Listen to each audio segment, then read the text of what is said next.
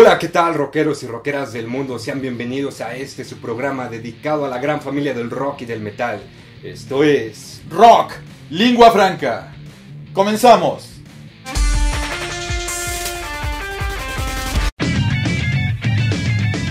Una banda de culto es aquella que, a pesar de ser una gran influencia para otras bandas, no trasciende y no llega a tener el éxito que los grupos a los que inspiró. La mayoría de las veces, estas bandas son más recordadas por los músicos que salen de sus filas que por su propia música. Generalmente, los discos de estos grupos de culto son producidos independientemente y llega a un público muy selecto al no ser considerados comerciales, quedando solo como un recuerdo de la influencia de otras bandas más exitosas.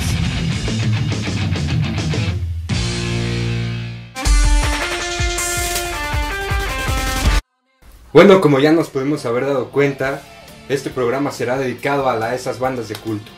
Y para empezar, Mos, te voy a hablar de una banda de allá de principios de los 80. Es una banda que se crea nada más y nada menos, no me lo vas a creer, por James LaBrie.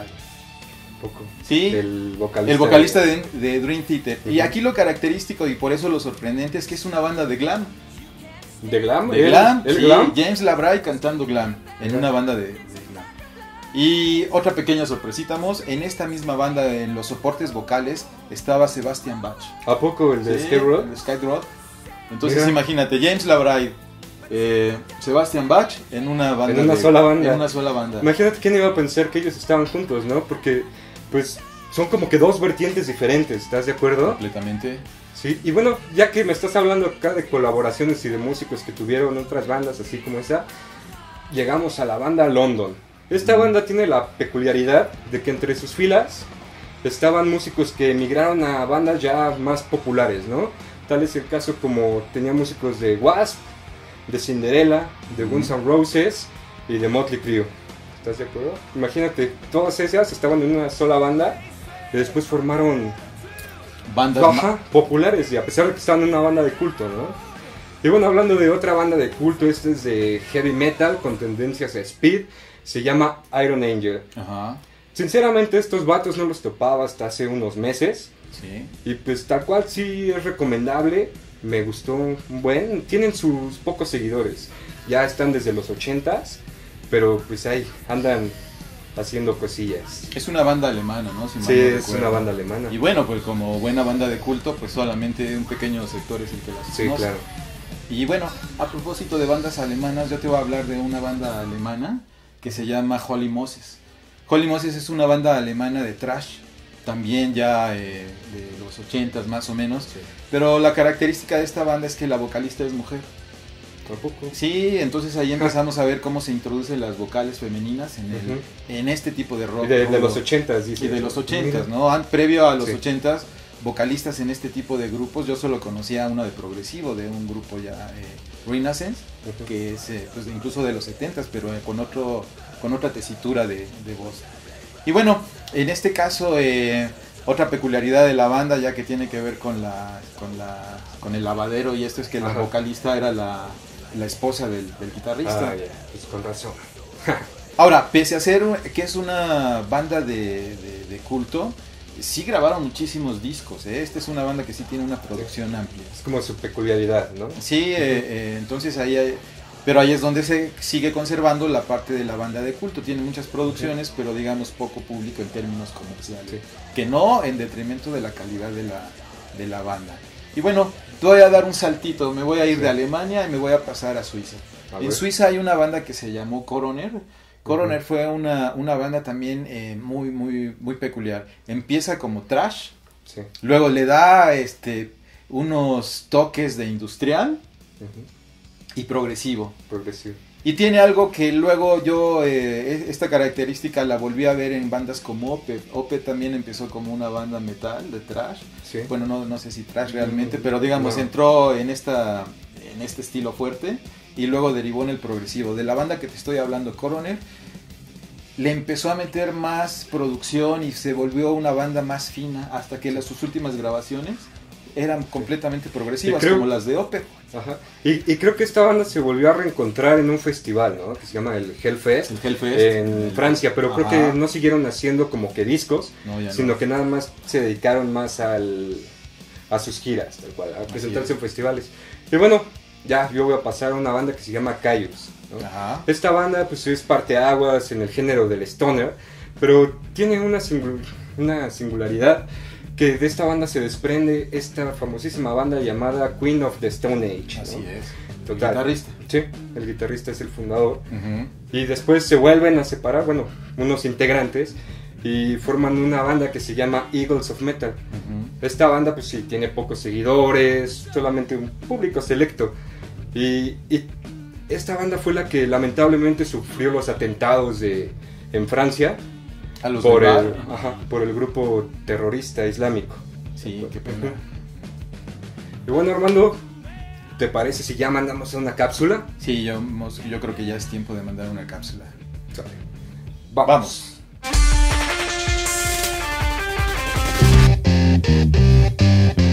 Las bandas de culto han sido el trampolín de muchos músicos para llegar al éxito, ya sea formando nuevas bandas o integrándose a otras con mayor consolidación, y el mundo de rock está lleno de muchos de ellos.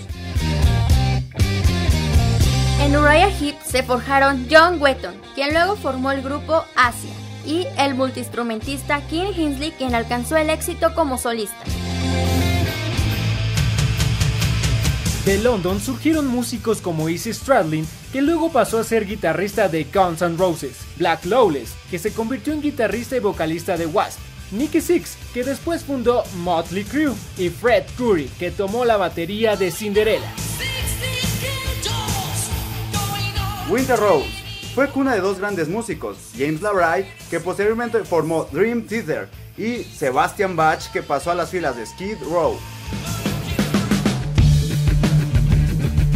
Kyuss fue la cuna de Josh Homme, Nick Oliveri y Alfredo Hernández, que formaron lo que ahora conocemos como Queens of the Stone Age. Después de esto, Homme formaría su propia banda, Eagles of Death Metal. Como estos ejemplos hay muchos más en el ámbito de la música, y sin duda todo su éxito se lo deben a las bandas de culto que los vieron nacer.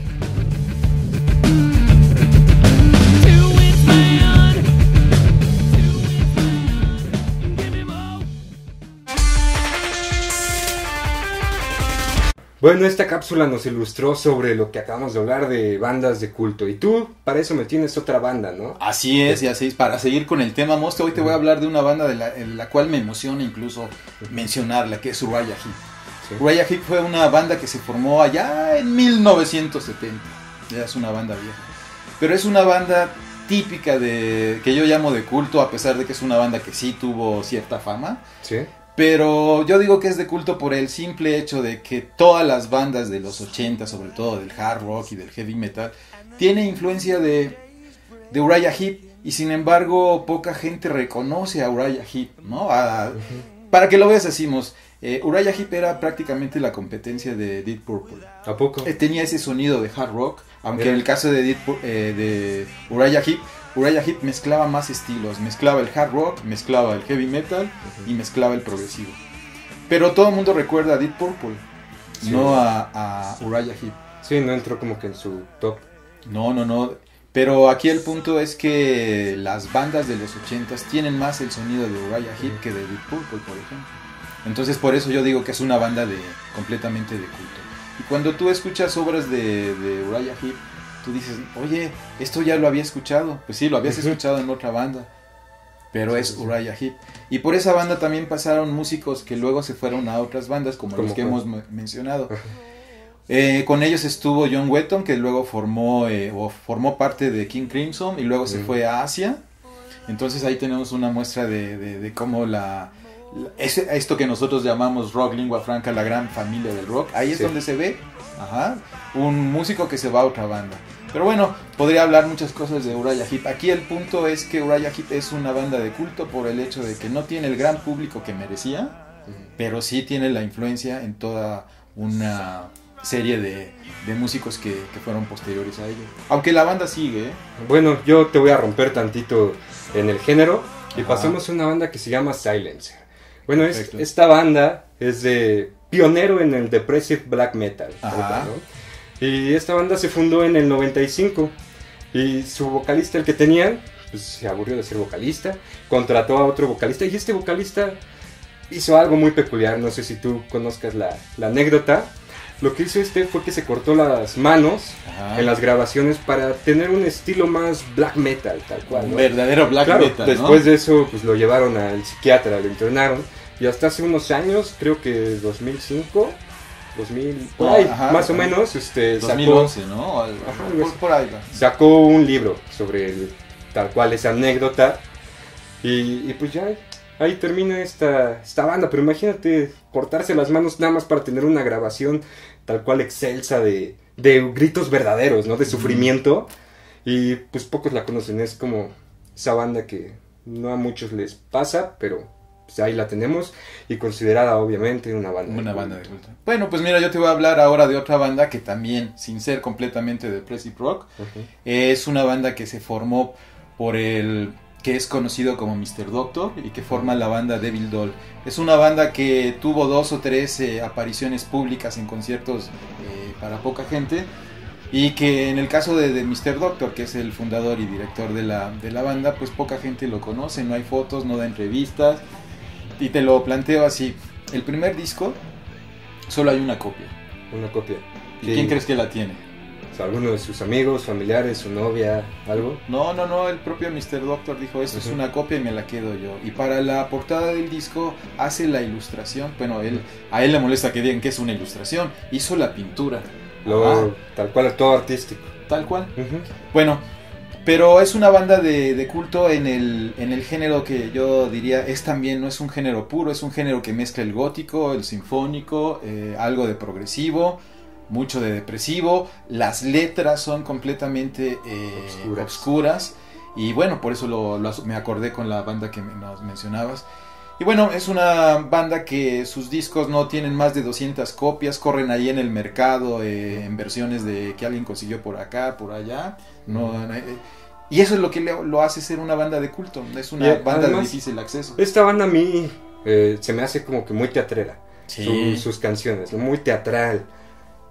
Sí. Muy de montar en escena, ¿no? Sí. Esto. Y a pesar de eso, esta banda, pues dices que pues, sí la podemos encontrar en las plataformas, ¿no? Sí. O sea, se la pasó a alguien la quemó y empezó a rolarla por todo el mundo. Sí. Tal cual. Lo que me dices es que sí hubo presentaciones. Yo pensé que nada más sacó el disco en estudio para él solo y ya. No, hay registradas 2 presentaciones que se dio en una iglesia. ¿En iglesia? Sí, en iglesia. Imagínate, bandas de black metal les gustaría tocar en iglesia y llega y lo hace. Sí. Mira. Sí. Es interesante para el que quisiera escucharlo, hay material en la red. Sí. Y bueno, cualquiera de las bandas que hemos mencionado son dignas de escucharse. Y bueno, yo considero que sobre este tema de las bandas de culto habría mucho que decir, pero con lo que hemos mencionado el día de hoy es más que suficiente como para empezar a buscar, ¿no? Amigos, por favor, pero antes, más Armando, bandas. Hay que recalcar que no porque sean bandas de culto, porque sean poco conocidas, son bandas malas. Al contrario, ¿no? Son excelentes bandas, y pues, si ustedes conocen también bandas, de verdad escúchenlas, se van a llevar alguna gran sorpresa como nosotros. Sí, estoy completamente de acuerdo contigo. La banda de culto significa poca gente que los conoce, pero también significa calidad. Y bueno, amigos, les pedimos por favor que se suscriban a nuestro canal en YouTube y que nos sigan en nuestras redes que aparecerán aquí abajo. Pero además no se olviden de que todos los viernes vamos a estar transmitiendo desde Upside Studio a las 5:45 de la tarde, para que nos escuchen en vivo. Y muy bien, pues muchas gracias amigos por seguirnos, y nos vemos en la próxima ocasión en Rock Lingua Franca.